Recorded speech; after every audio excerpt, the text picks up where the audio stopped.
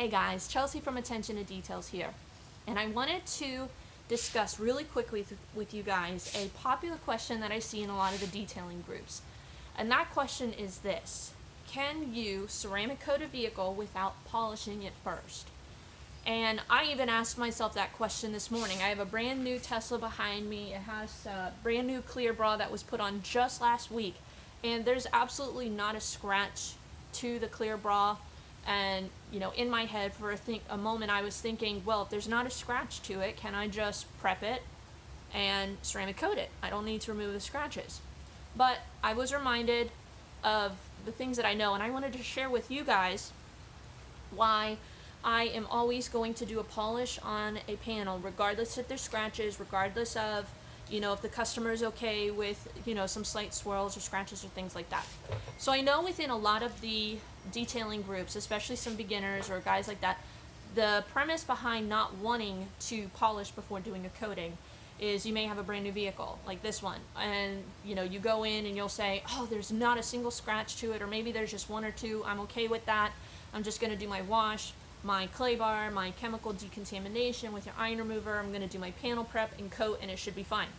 Or maybe the customer's budget isn't that they want to do it, or maybe you're just a DIYer, weekend warrior, and you're like, I've got this coating, let's say it's DPC Shield. I've got this coating, and the coating may have filling capabilities to it. I know DPC Shield can actually fill about 25% of swirls and scratches. And so that may be attractive to some people because, one, you may not have a DA polisher, or two, you don't have the time or the energy or the capability to be able to polish and remove swirls and scratches like that. Maybe you just don't care. Maybe you're looking for the ease of maintenance or just the higher gloss and things like that. And so in your world, it's not necessarily needed. But I want to kind of explain to you why I think polishing is important before doing a ceramic coating. And it's kind of a weird metaphor, but imagine, okay, so your skin is porous. Paint is porous. They are similar in some ways. And the way that we maintain our skin, and some guys you may not necessarily track with me, a lot of the female detailers, you'll totally understand what I'm saying. And some of you guys, you may do this, so forgive me if I've offended any guys who have a great skin regime or anything like that. But when we wash our faces, especially at night, so you're going to obviously get your soap, and sometimes a lot of the soaps will have like exfoliants to it. So when you put your soap on your face, obviously you're washing it.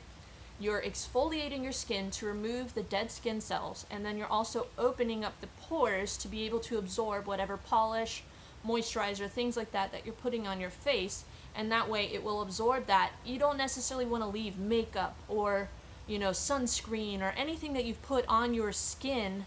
You don't want to put that moisturizer right over top of that. You want to remove whatever it is that's on your skin so that you're cleaning it and you're allowing the moisturizer to absorb into your pores, absorb into your skin, and actually work. Paint is the exact same way. Now, don't take it to the nth degree with the metaphor, because your skin can regrow cells. Paint doesn't necessarily regrow cells. But the reason that we polish paint is there are pores, and there are, in a way, skin cells that you want to exfoliate that dead skin off of the paint. Even if it's a brand new vehicle, you want to open up the pores. You want to prepare the panel to be able to receive whatever it is, whether it's a wax, sealant, or ceramic coating. That way you know that you have a true virgin paint, and whatever it is that you're putting is going to actually bond with the panel, with the paint, versus whatever is there. Because you don't know. Let's say you bought a brand new car at a dealership, and you just bring it home, you wash it, you do your chemical remover, your clay bar, you do your panel prep with maybe an IPA wipe, and I'm not a huge fan of IPA wipes, they're not super effective, but let's say you just do that and you put your coating on. You don't know, the dealership might have actually applied a coating, or the dealership might have applied a spray wax or something like that.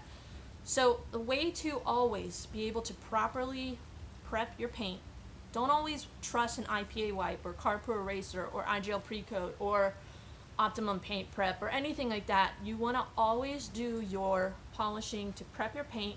From there, you can do your panel wipe, and I recommend something like a Duplicolor or wax and grease remover or something like that to remove it. It's a higher chemical capability of being able to strip that. But that's for another topic. But I just wanted to kind of touch on this question that I see oftentimes on, should I polish before doing a coating? Can I, in some circumstances, get away without doing a polishing? Sorry, I meant to say, can I not polish before doing a coating? But anyways, you get what I'm saying. I got to get moving on this. It is raining, so I thought this would be a good opportunity for kind of me to answer this one question that kind of pops up. I hope you guys enjoyed the video, and I'm going to get moving on this one. If you like the video, give me a thumbs up. If not, if you want to. But anyways, we'll see you guys in the next video. Thanks for watching. Be sure to subscribe to stay tuned on any videos we have coming out. I'm actually going to try to pump out a few this week. I think a couple of them might actually be interesting. Some interiors, some exteriors. But we'll see you guys in the next one. Thanks for watching. Bye.